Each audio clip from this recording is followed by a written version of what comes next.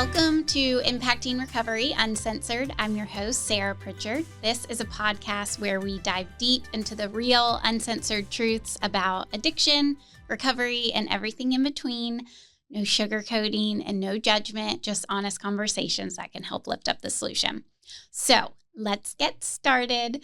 Today, I'm very excited. I'm here with Juliet Warner. How are you? I'm so excited to be here.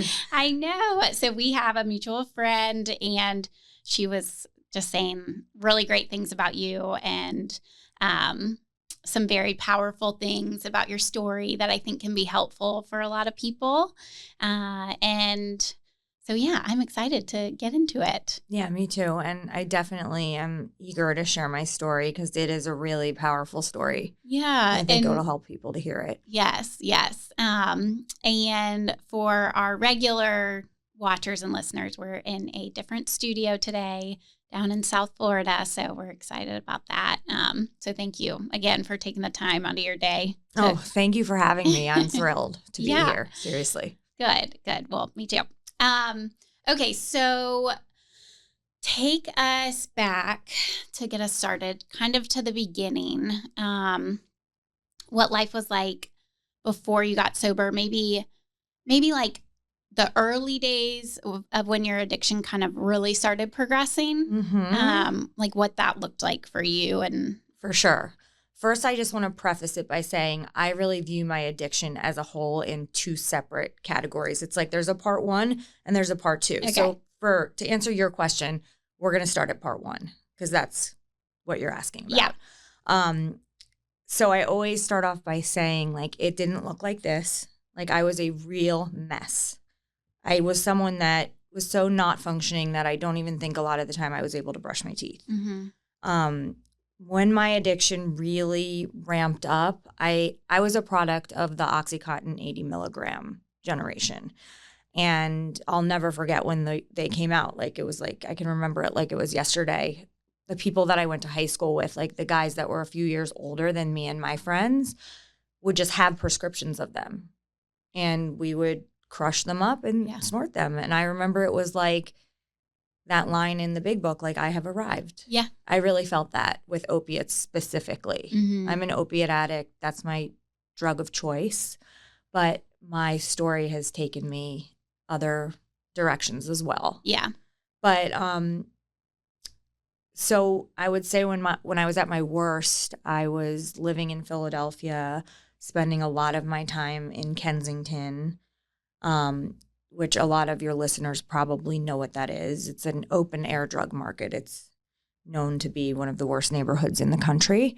And little old me was there in my nice outfits, sometimes coming straight from work in a business suit and heels. Yeah. And I was just like on the streets, getting my stuff, spending my time there. I was an IV user, and I was just in really, really bad shape. I had no relationship with my family.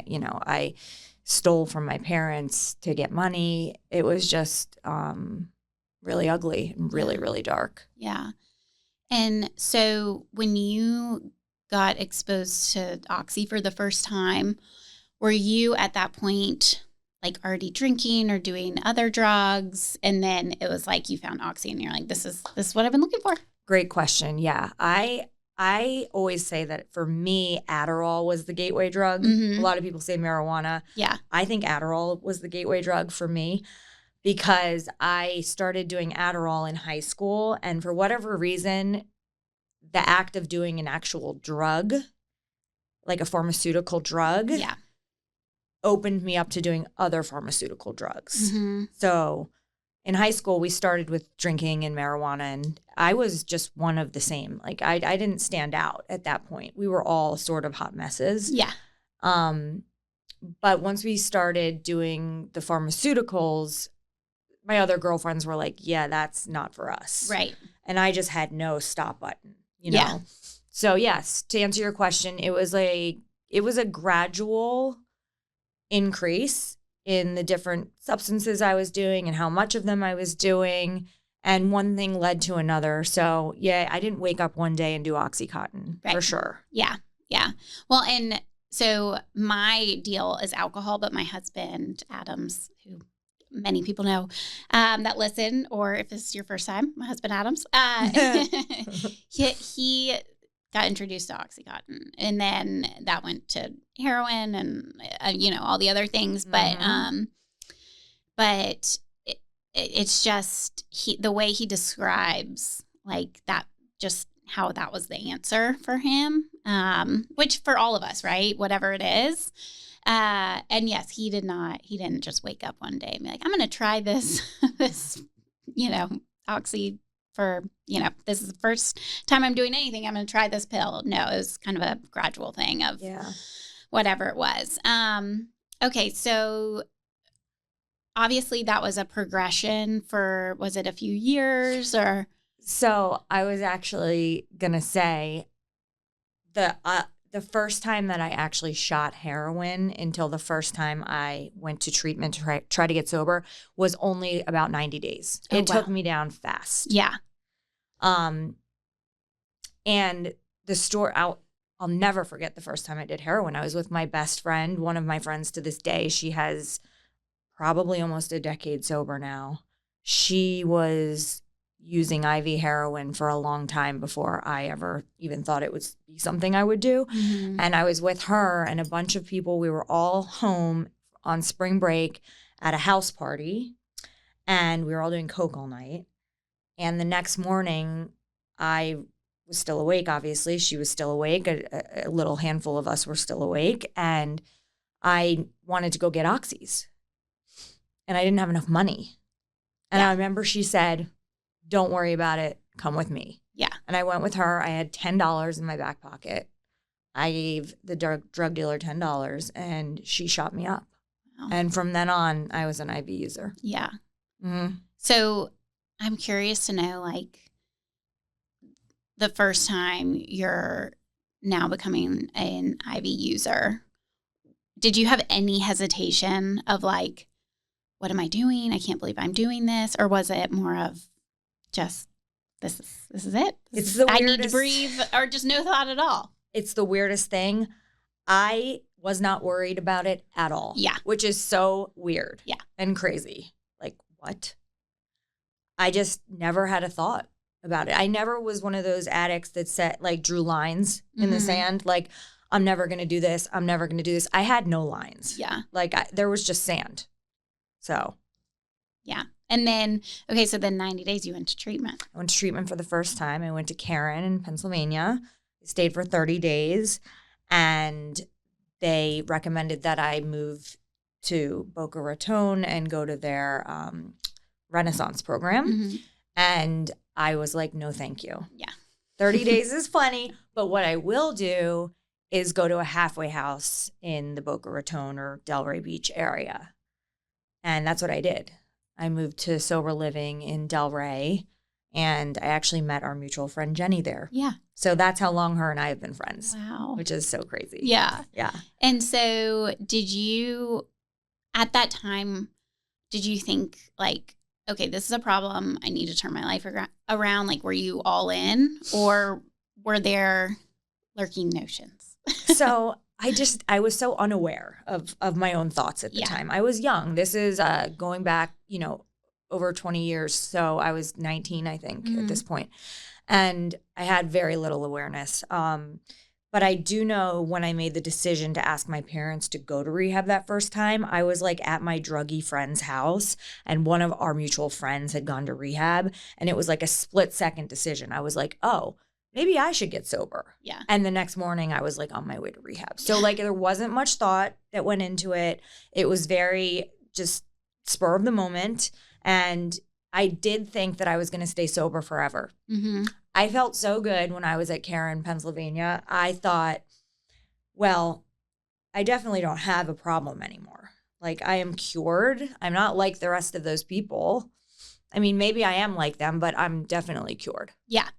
And I moved to Florida with that attitude. I had no respect for the disease. Like, I had no idea. Yeah. What was coming. Right. Yeah. 4 months later, one of the girls that I lived in sober living with, who's still a friend today, and I decided to go to the bar and have a drink because we're not alcoholics after all. Right. And, probably a couple days later, I went and got drugs. Yeah. So it didn't last long. Well, and I'm so glad you mentioned that because it is, for me, it's like I never did drugs. So like Adderall shouldn't be a problem, Like Exactly. but it drove me back to the drink. Mm-hmm. And so it's like I am very clear that any mind altering substance, I'm going to be driven back to my master, which is alcohol. Yep. And we see it all the time. I'm sure you do too. Is like the drug addicts go back out on alcohol, the alcoholics go back out on pills, and this can be a very contradictory. Well, part 2 of my story is exactly that. Yeah. Yeah. So y'all went to the bar, set the ball rolling again. Set the ball rolling. It got a lot worse. I got kicked out of halfway. I had to go back to my parents' house in Philadelphia. I started speedballing, which is shooting cocaine and heroin in the same syringe. And that took me down even harder. Mm-hmm. And I mean, the reason I say it like didn't look like this is because I would be like picking my face so bad at one point. Like I had scabs all over my entire face. Like I had a dreadlock, like just one, like a giant one in the back of my hair. Like I looked like total druggy shit. Yeah. Like, so you look at me now and you're like, I can never imagine you being like that. Well, yeah, because I didn't look like that. Right. Like. Very different. Yes. Yes. And so, okay, so fast forward, share with us kind of up until part 2, I guess. Okay. I'm going to try and just be concise just for time's sake. So I was really the decade of my 20s, I just described the beginning of it, was a disaster. It's a ruined decade, a wasted decade. I am so sad it was stolen from me, really. So it was the cycle of relapse, remorse, recovery with hard drugs the entire time. Relapse, remorse, recovery. I did end up getting like a year at one point. I was really, really happy, but I didn't, continue to work 10, 11, and 12. And I kind of just let life take over and I went back out. So up until I was around 30, I really didn't have any significant sober time. Mm-hmm. Now, when I finally got sober when I was 30, it was right around the time that I was pregnant with my first son. So sobriety and motherhood were simultaneous. It was such a unique experience because I was learning how to be a mom and I was also learning how to be a sober person at the exact same time. Yeah. And all the while growing up. Yeah. Because like I said, I never really had any significant sober time in my life before that. And I don't know why I was blessed with just such an easy time being a mom and being a new mom. And I always had really easy babies too, so that helped. But I loved it so much and I found like everything I needed in being a mom and in the 12-step program. Like I really started to grow up at that point. And I do want to touch on the spirituality piece of it because that whole decade in my 20s, I never had a problem believing in God. I desperately wanted a relationship with God always. But I would pray on my knees to this like arbitrary God of like the unknown. Mm-hmm. I didn't know the first thing about God. Mm-hmm. So I was just praying on my knees to this God that I knew nothing about. And I was begging God every day to keep me sober. And every day I was high. Yeah. Yeah. Every day I was high. So when I finally did get sober, I needed to figure out who God was. And it's making me emotional. Yeah. And I didn't know how else to do that but to turn to the Bible. And I am by no means a theologian. And I am by no means someone that goes around preaching the gospel. I don't. But I really did find that reading the Word of God changed who I was fundamentally and changed my heart and changed almost everything about me as a human being. And it was the only time that I was ever able to stay sober. Yeah. So it's a big part of my life. And I haven't really looked back in terms of my spirituality. I'm a Christian. Yeah. And I hopefully always will be one. Yeah. And so Wow. So you got sober, had a kid, and then had 3 more in like less than 3 more years. Oh my goodness. So I had 4 in 4 years. Wow. It's definitely addict behavior. Yeah. Nothing in moderation. I love babies. Yeah. I need so many of them. Right. Like right now. Yeah. And so you maintained sobriety throughout that time? Yes. Okay. I had a really good decade. Yeah. And I had 4 kids in 4 years. So my oldest was just 4 when my youngest was born. I don't have any twins in that. People always ask. They're like, well, there must be twins. No, there's no twins. But it was the best. Yes. I love babies. I love having babies. I don't love being pregnant, but it was tolerable. So I did it. And I, at the same time, was like actually sober for the first time in my life. So it was just like such a beautiful, miraculous time. That's amazing. Yeah. And so, because a lot of times people get sober and they're like, what do? I don't know how to do this, but it sounds like you just kind of like found your groove pretty early on with the first baby, or was it more of like you just kind of got thrown into it? No, I did. I found my groove right away. Like they say, the maternal instincts like kick in right away. And for me, they really did. I didn't struggle at all with motherhood or having an infant or anything like that. And I think I really looked at it like, okay, I'm going to make this my job. And if this is going to be my job, I need to be like a badass CEO. And therefore I need like a lot of kids underneath me. Right. So that's what I did. Yeah. I was like, I'm going to just build like a little tribe. Yes. Yeah. So, what would you say was the most influential thing in helping you during that time? Was it the Bible? It was a combination of the 12 steps and reading the Bible. I was really devoted and disciplined with my morning routine, and I would wake up at 5:45 every day. It became my favorite time of day, by the way. Yeah. I would wake up at 5:45 before everybody else, and I would read the Bible for like 45 minutes and, do some meditation and some prayer. And I think that I remember actually one morning I was in the kitchen of my mother-in-law's house, and my husband walked into the kitchen, and this was, him and I had been through a lot together with my lack of sobriety. Mm-hmm. And this was after we had one baby. So I probably had, maybe a year or a little over a year sober. And I remember I had just finished doing my morning devotional thing. And I walked into the kitchen, and he walked into the kitchen, and I had tears in my eyes. And he said, "What's up?" And I said, "I just know I'm going to be okay if I keep doing this." Yeah. Yeah. And I just knew. I just had like a knowing. Yeah. That's I mean, I had a very similar experience of like, a lot of things I identify with your story, but I had a year sober, and I didn't continue with the rest of the work. And within a week, I picked up a drink on like a Saturday, and thought I was going to be really cute and normal on a rooftop.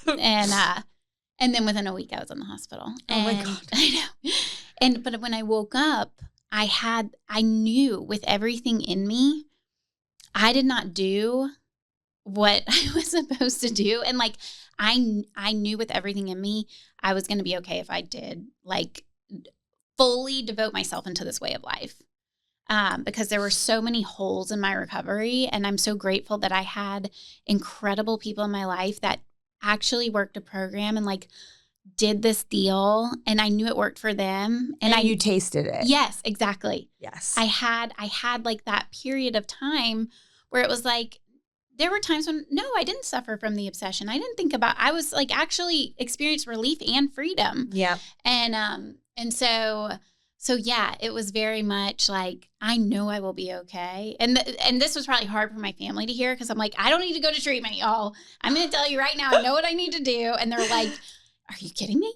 But and you actually did it. Yeah. And you didn't go to treatment. Mm-mm. That's amazing. Yeah. That is a really powerful testimony. Yeah. I had been to treatment before, but this last time I got sober, I detoxed in the hospital and dove right back into the work, and yeah, I mean, I'm just super grateful, but I don't think I would have been able to do that if I hadn't already had that experience of, sobriety. Definitely, because you knew what you had to do and you knew there was a solution. Yes. Yeah.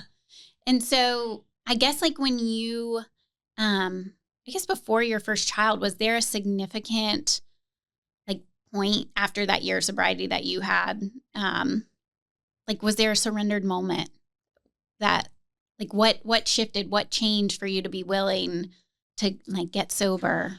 Oh man. I mean, there wasn't that. The willingness was always there. Mm-hmm. I wanted to get sober so long before I got sober. Like I mean, when I tell you it was like a washing machine of the cycle of relapse, recovery, it really was. So like my willingness was there. I just couldn't figure it out. Yeah. I don't know why I didn't get it sooner. Yeah. I don't know why. Yeah. Yeah. And so it's just like something clicked. Mm-hmm. Yeah. Which I believe is like a God-given thing. Like I think it might have something to do with the fact that I also knew I was starting a family. You know? Like I knew like the stakes are a lot higher now. Right. Yeah, for sure. Like I do not want to be a drug addict that has a kid. Yeah. That I'm totally neglecting because I'm using, you know. I know. I know that's not everybody's story, but I do really say that my kids also saved my life. Yeah.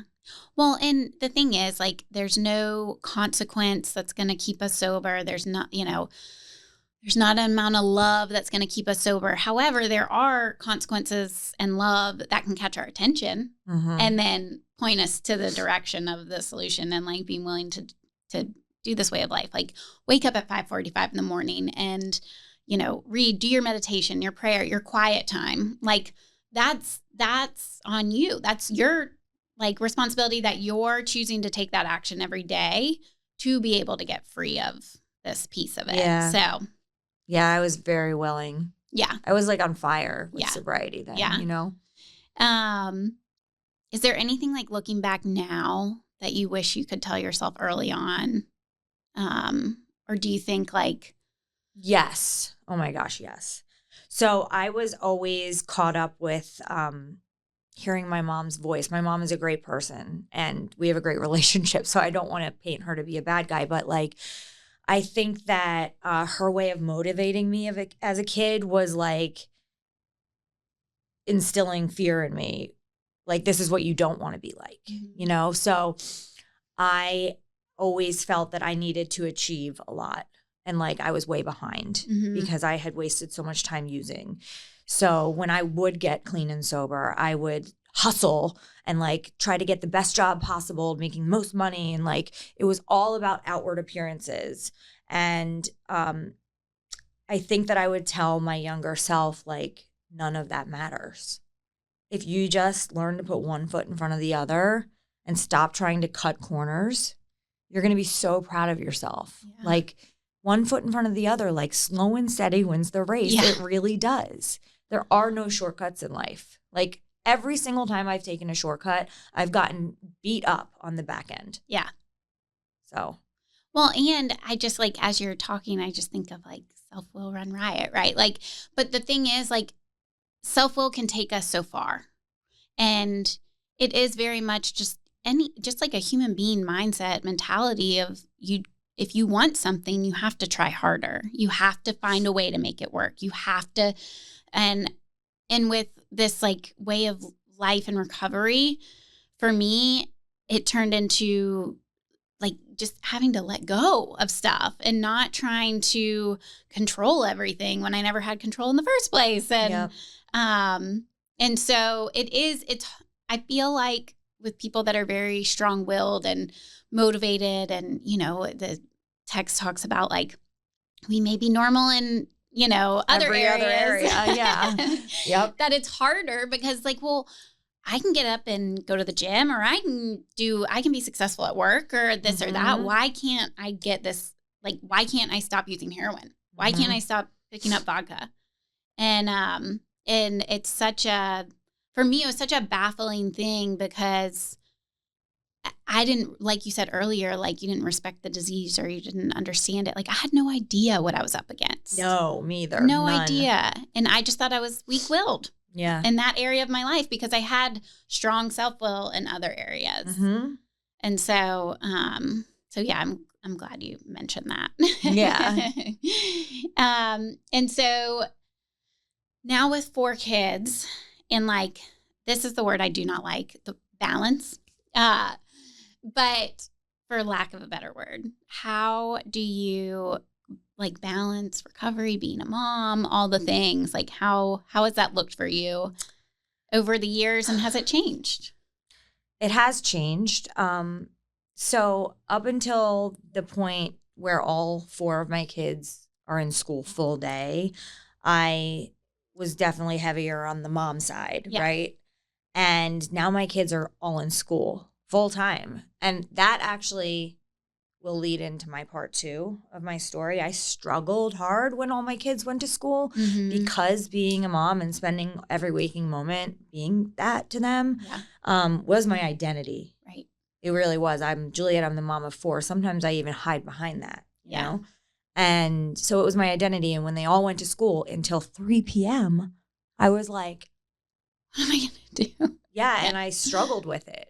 Of course. Yeah. So 2024 is the start of part 2 of my story. And that also coincides with the first year that all 4 of my kids went to school. Okay. So what happened? It's not a big question mark for me as to why this all happened. Yeah. Well, I never thought I was an alcoholic. Truly. Like in my past, I was a raging drug addict, and I would have like a glass of wine with my family at Christmas, you know? Yeah. And like never wanted more. So I truly did not believe I was an alcoholic. In fact, I used to say that I don't drink out of respect for the 12-step program, but I'm not an alcoholic. Yeah. Which is like laughable. So I definitely didn't think I was an alcoholic. My kids all were in school. My life very much revolved around the other parents at my kids' school. It's almost like going back to high school when your kids start school. It's like you just meet all these other parents. And so, I don't know that there's any other parents in our community that are sober. So I was just little by slowly like picking up these ideas. Like I would rather be like them, or like I want to go to lunch with them and have a glass of rosé, or like I want to go to like the tennis and tequila on Tuesday night. Like I'm a responsible person, and alcohol was never my thing. So like I think after all of this time of good behavior, I've really earned the right to drink. Yes. You know, I think so many of us have fallen victim to that. So right? many. Oh my goodness. Yeah. So I decided to experiment, and I had a drink one night. I was out to dinner and I had a drink, and I thought nothing of it. And I, had one drink, and that was it. And I went home, and the experiment went so well that I decided I was going to keep going with the experiment. Yeah. And I really felt good in the beginning. I felt like, okay, I can join the rest of society, because being a sober person, it does alienate you a little bit. Like, yes, we're able to go anywhere and do anything we want, and we have true freedom, and we're not fighting with the desire to drink. Yeah. That's all true. But at the same time, that doesn't mean I want to go everywhere where people are drinking. Yeah, exactly. Right? So it does alienate you a little bit. Yeah. And so at first I felt like, wow, this is great. Like I'm part of the community. This is amazing. Mm-hmm. And it went well at first. And then I had an incident, and I, blacked out and destroyed everything in my path. It was a really bad night. My friend had to come and sleep at my house with my 4 kids. My husband was out of town, and like I was there with my 4 kids, just blackout drunk. Mm-hmm. So my poor friend had to leave her kids and come and stay at my house, basically babysitting mine and me. So that's a good friend though. Yes, she's a good friend. Mm-hmm. So I woke up the next day, and I'm so stubborn. I was like, well, that was crazy. I never going to let that happen again. Never. I'm just going to monitor myself a little closer, and it'll all be fine. And so I did, and not to go into too much detail, but that sort of thing happened 5 or 6 more times in the next few months. And I ended with a bang, really. The last drunk I had, I actually told it on my TikTok, and that video has way more views than any other video I've ever made. But the last drunk was pretty insane. I was in the Bahamas with my 4 kids and a friend and his kids. And I was so restless, irritable, and discontent. And I just started drinking, like out of control drinking. And I blacked out. I left one of my kids at one of the pools. We were at the Atlantis in the Bahamas. So it's a giant resort. Yeah. And I left my youngest, she was 4. Was she 3 then? Sorry, she was 3 then. And I left her at one of the pools. Like, I had no idea. I blacked out. And then I passed out, like, in the hotel room. And, like, all my kids were crying and screaming. Like, no one knew what to do. And they called my husband. And my husband wasn't with us. He was here, you know. And they were like, we don't know what to do. Like, your wife is out of control. And my husband had to charter a plane to come pick me and my kids up from the Bahamas. So I sort of came to in the car that was driving us to the airport. And I realized what I had done. And I was just like, oh, my God. And I'll never forget, I got on the plane and my husband just looked at me and he hugged me. Oh. And he didn't shame me and he didn't call me names and he didn't yell or he didn't do anything like that. He literally just gave me a hug. Yeah. And he is 17 years sober. So he understood. Yeah. You know, I'm sure he was mad at me, but he knows we're not going to shame someone into sobriety. Yeah. So, yeah, so Crying me and my kids got on the plane and we flew home and that was the last time I drank. But it was pretty, I mean, I was horrified at the stories I was told, like, the next day from the other kids that we were there with that they had to see. And I never thought I'd be able to face any of those people again, you know? Yeah. It was mortifying. Of course. And like, the thing is, like, those stories are, like, even earlier when you're talking about, like, I love babies so much, I'm going to have 4 of them. Like, you would never, ever do anything to not be the perfect mother to your children. Mm-hmm. And so that's why, like I said earlier, love is not enough. Love is not enough. Yes, you're right. And go ahead. It's just like thinking back to that. I'm lucky that was like the only time my kids saw me like that. And hopefully the only time they ever will. But the next day I sat them all down, all 4 of them, and I said, Mommy needs to talk to you. And, you know, I'm sure they knew what I was going to talk about, but I said, listen, this is why Daddy and Mommy don't drink. Yeah. This is why we're sober. And this is why I tell you guys that alcohol can do bad things to people sometimes. And I just want you to know that that's never going to happen again. Yeah. And their cute little souls were all like, it's fine. Oh, they were like, Mommy, it's okay. Yeah. You know? Yes. Oh my gosh. But I'm so glad that you brought up this experience because so many people have it. I mean, literally right now I'm helping a woman and she had, I think it was like 5 years sober, drug addict through and through, and relapsed on alcohol. And she, you know, now that we're like doing some work together and stuff, she's like, Sarah, I never really thought I was an alcoholic. Like I never thought. I just thought I was a drug addict. And same with, like, I've just come across people recently that, like, they're like, oh, yeah, I just thought I was going to drink again at some point. Or, like, I never thought I was an alcoholic. And so it just goes to show that sometimes we just have to have the experience. Like, I don't know, for me, when I didn't have as long sober as you, of course, but, like, from my year being sober, I'm so grateful that I had the experience of my relapse because it changed everything. Mm-hmm. Like, it just changed everything. It changed my whole perspective. It changed how I went about my recovery, how I live my life today. Like, it changed everything because just like I said, like, it wasn't Adderall, it was Vyvanse. I was like, I've never abused pills. Like, I can take Vyvanse. And by the way, I wasn't prescribed to it, but still it's fine. I'm taking it like here and there, you know, like, and it's just, and I truly thought it was going to be okay. Yeah. That's what's so scary about it is, like, I truly thought I'm going to be fine. Mm-hmm. Because if we didn't, then we would be like crazy people, right? Like, yeah. Yeah. And so I'm curious, when you when you said you know, the experiment went well, like after that first drink, were you like, okay, I got, this is going to be fine? Oh, totally. Just drinking. Yeah. Yeah. And the tricky thing with me is that like, it was fine. Yeah. And I always say like 9 out of 10 times I'm going to be fine. Yeah. But the 10th time I'm going to do something really bad. Right. And who knows what that's going to be, you know? Right. Well, and it's a progressive disease. So it makes sense if like we can start off and have a glass of wine here or there, but then, and you know, we're also told that it progresses faster in women than men. And so, and you know, I don't know all the scientific evidence behind that, but I believe it because it's happened to you. Yeah. Like you landed in the hospital a week after drinking. Right.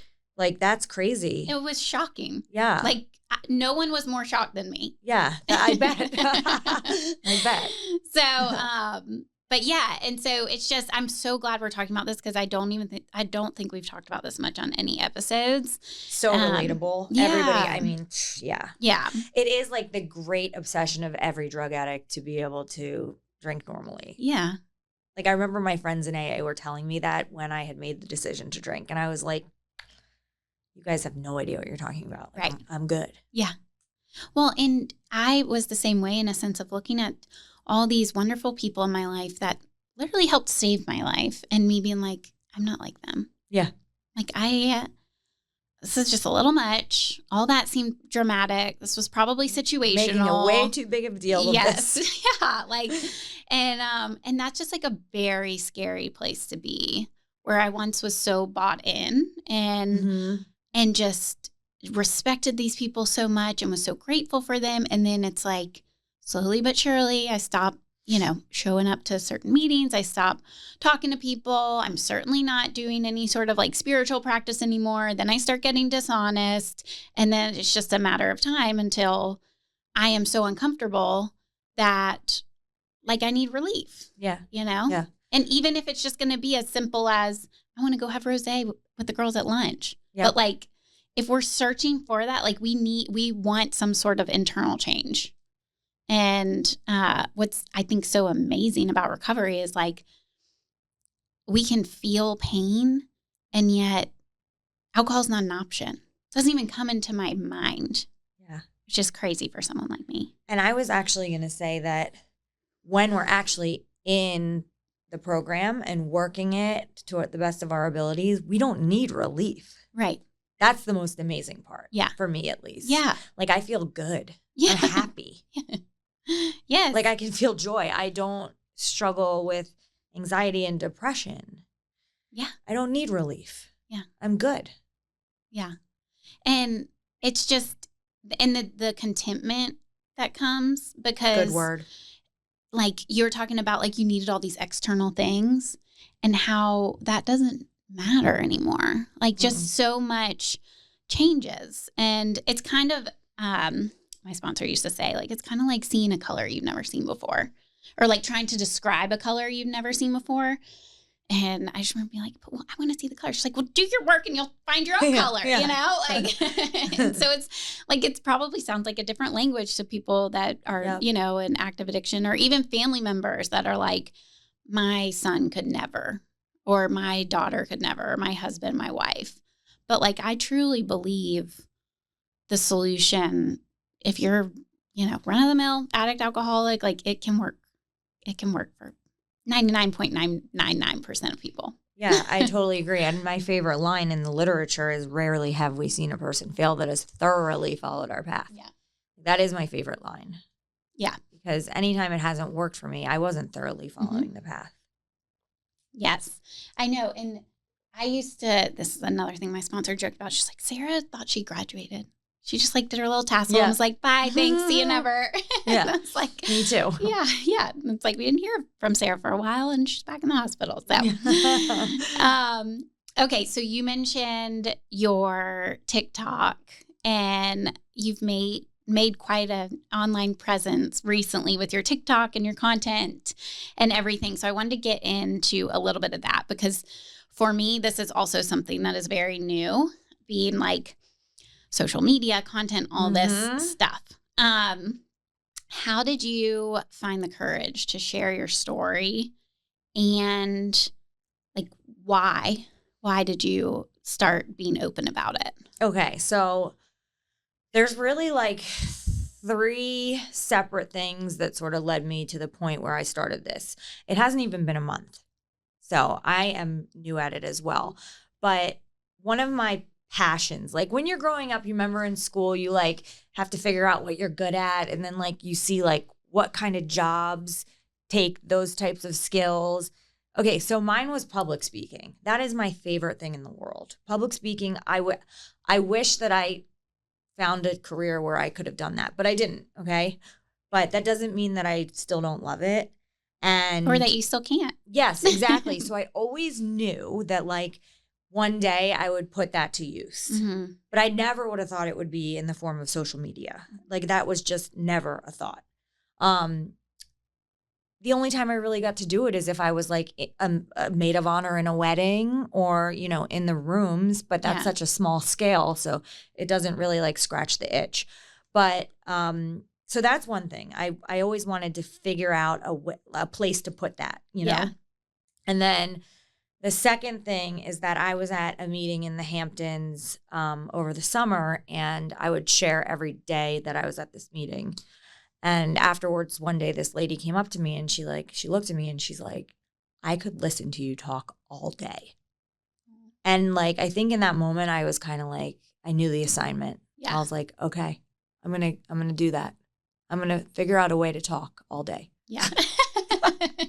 So that happened. And then this teenager, this girl that I just adore is on TikTok. And the only way that her and I could ever communicate is through TikTok. So that's the reason why I had the app. Like I was not a TikTok user. I didn't watch anything ever. And the only reason I had it was for this girl.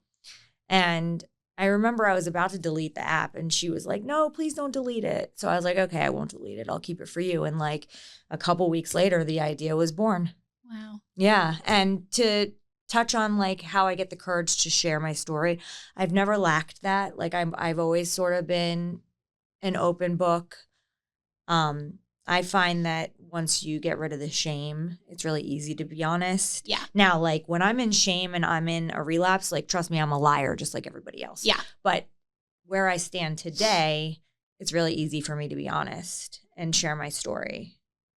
It's definitely been a journey to figure out how much to say and how, you know, many details you want to give. Right. That kind of stuff. Like, I think I'm still trying to strike the right balance, especially because TikTok is very finicky. If I say the wrong word, I'll get shadow banned. Yeah. So I'm just learning, you know, all that. But pretty much everything is fair game. The only thing I'm not going to discuss anywhere is my husband and I had a very difficult year one year, and him and I don't even talk about it anymore. Yeah. Because we made the decision we're gonna wrap that up and never unwrap it, you know? And so if him and I aren't gonna talk about it, I'm certainly not gonna talk about it to the public. Yes. But besides that, everything else is fair game. And I've been loving it. It's so much fun. And it really has checked the box of what am I going to do when my kids are at school? Yeah. So it's perfect for me. Yeah.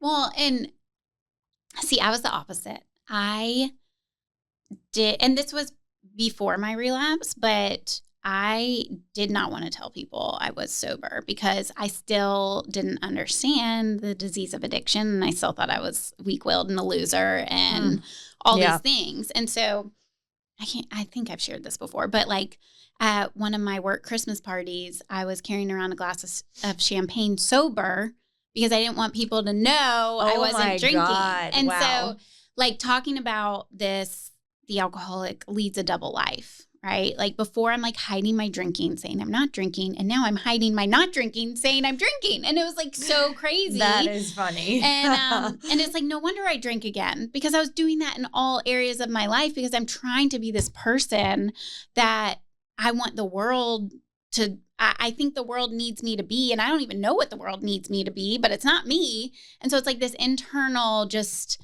and so for me, like, I just like envy that and, you know, I had to have my own experience with it all. But I think it's amazing that you're like, no, I'm an open book. I don't care. But for me, it was like a much more gradual thing because I just had all these like warped beliefs and ideas. But, you know, eventually now I'm like, whatever. But yeah. It is so like once you get to that point, it's very freeing too, to not be worried about that anymore. Right. For sure. My stuff was very public too. So like, I don't think that I'm fooling anybody at this point, you know? Yeah. Everybody knows I'm in recovery and I'm sober. Yeah. So. Yeah.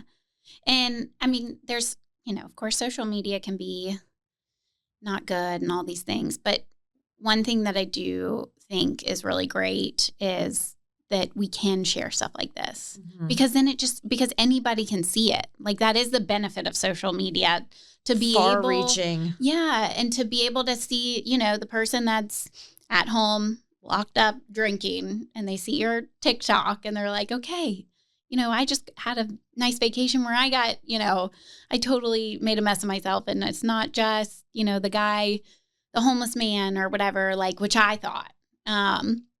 And so we don't know who we're going to reach and how we're going to reach them. Absolutely. But that's really cool. So yeah, it's shocking to me that I've already gotten so many messages, like hundreds of messages from people. Yeah.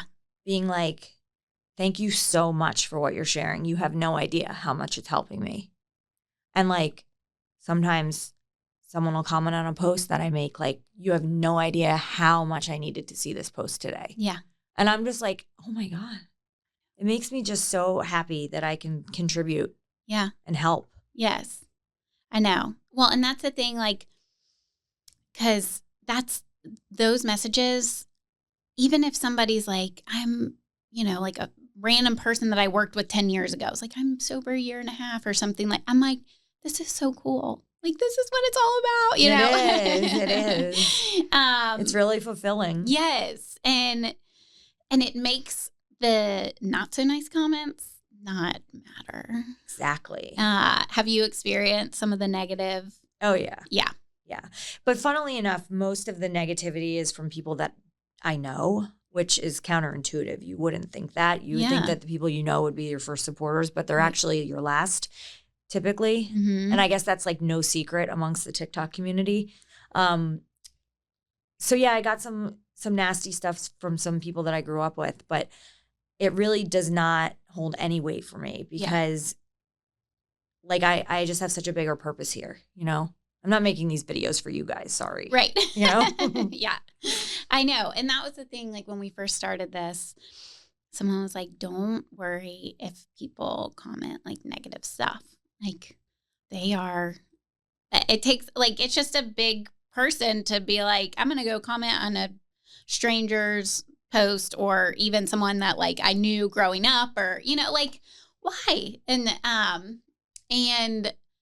so, you know, we've like when we started all this, we've had a fair amount of, not a fair amount, not a ton, but just negative comments. And like the first couple, I'm like, well, that wasn't. Yeah, you're like what? Not nice. But now I'm like, okay, well, it's not Comes for you. Comes with the territory. Yeah, it really does. Yeah. I think that if we're going to be in any sort of public-facing industry or job, we have to be ready for some of that. Yeah, for sure. You just have to have like the equanimity to not let it affect you. Well, and it's like at the end of the day, who cares? Like, wow. Who cares? Like, it doesn't matter. One person. Yeah. This is the one person is not the goal here, right? Yeah. Like, and I've already lived that life. Like I said, carrying the champagne sober. Yeah. Like, I'm not trying to. You've already lived that life. Like, yes. I'm just going to be me. And if that doesn't vibe with you. Why are you still watching? Right. Yeah. Come on. There's plenty of other people to go. You don't need to follow me. Yeah, exactly. So is there any like message that stands out to you from like just a surprising, like amazing message that you got that stands out to you that you were like, that was so awesome? Yeah. You know, there's just a lot of people that I can't really think of one, but I will tell you that there's been quite a few people who have messaged me being like, I have this many days or I have this many days and can you please keep making content? Like people are asking me to keep making content. Yeah. And those have really stood out to me. So I know I'm helping like the newcomer, which is really amazing. Yes. Because I've been a newcomer so many times. Yeah. So many times. Yeah. Oh, yeah. And I feel like that's just God's way of being like, keep doing this. Like you're on the right track. Like that lady in the Hamptons. Mm-hmm. And now these messages, like I'm getting the encouragement I need. Mm-hmm. And I know I'm doing something that I'm supposed to be doing. Yeah. Without a shadow of a doubt. Right. And, you know, we hear about this like sixth sense or whatever, God consciousness within. Like I feel just from hearing your story, because you're doing this way of life, like all in, you can hear you can hear God in these moments of like, okay, like the woman in the Hamptons, you know? Yep. Because you're like, okay, this is something that I've been thinking about. And like, it's just that intuition. It's like, okay, this is confirming it. And then you get these messages like, okay, this is confirming it more. Yep. And just to keep going. Yeah, definitely. Yeah. So if there's someone listening that feels stuck or ashamed or scared to take the first step towards sobriety, what would you say to them? I would say that you're probably going to feel that shame for a little while, but it will go away. And when that shame goes away, you're going to realize that your problem has become your pride. Like really, your pride and your joy and everything that makes you you is so much better because you went through what you went through. I really feel that way. Yeah, I do too. You know, for the longest time, I was like mad that I had this affliction. Mm-hmm. And today I'm not. I'm like, you know what? This makes me so much better. Yeah. Yes, I love that. Yeah, I love that. Okay, so what's next for you? Are there anything you're excited about, or is it? I mean, I'm like new projects, but Christmas. Yeah. By the way, I'm putting up my Christmas tree October 1st. Amazing. I tried to put it up September 1st, and my husband was like, "No way."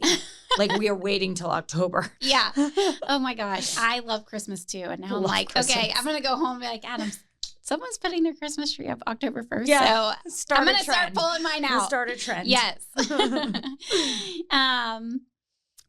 I mean, I just am going to keep making my content. Yeah. It's so fun to know that your creative juices are flowing. Yeah. You know, I get these ideas and I put them in my notes app on my phone. Sometimes I make a video right then and there. Yeah. And it's really exciting to see like, you know, where my ideas are going to take me. And I'm really glad that I found like a vessel to use my voice and my public speaking and my passion. And it's so funny. A month ago, I would have never known that this was about to happen. I love that. Mm-hmm. Well, is there anything else? No, I think that's probably it. I'm just so thankful that you had me today. Yes, thank you. It means a lot, and I know it takes a lot to come on here. No, I loved it. It was very fun. Yes, I loved every minute of it. Good. Yeah. Well, thank you. And you're welcome. I will have all the links below in our description so everyone can find you on TikTok and everything like that. Yay. So yes. And thank you for tuning into another episode. I hope today's conversation has inspired you, opened your mind, maybe even your heart a little bit. But remember, you're not alone. If you found this episode helpful, please share it with someone who needs to hear it. And as I mentioned, we'll have all the links below to our social media and everything that you need to get in contact with us. But until next time, keep making an impact. Bye, y'all.